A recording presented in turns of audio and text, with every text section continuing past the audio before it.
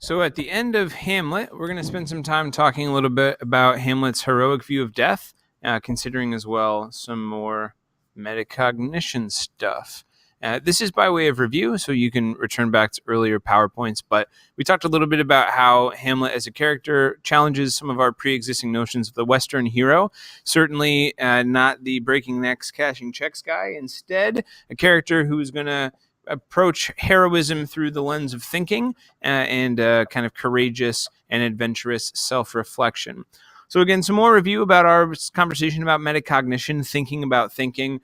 It's again important to recognize that Hamlet, pretty much this entire play, recognizes that he's not seeing things as he should see them, that he's been under this cloud, of course, being of the death of his father. He knows there are things about the world that are good, and yet to him, in this moment, those things are dark and dusty. And so, again, by way of review, he recognizes in multiple places that he's experiencing some kind of dissonance between stuff that he once believed and stuff that is now being made clear and apparent to him.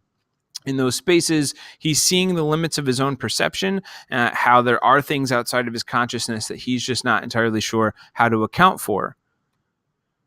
And so, as a summary of this kind of brief section of review, we said that he is able to recognize the limits of his own perception, and that results in a humble willingness to question his own thinking. And in his perpetual progress through this kind of metacognitive soup, he is continuing to recognize limits and continuing to question and recognizing limits and questioning and going back and forth in this circle. A circle that at many points in the play seems to produce inaction for him, though it seems to stem from a kind of honesty around thinking that I think we could all say is commendable.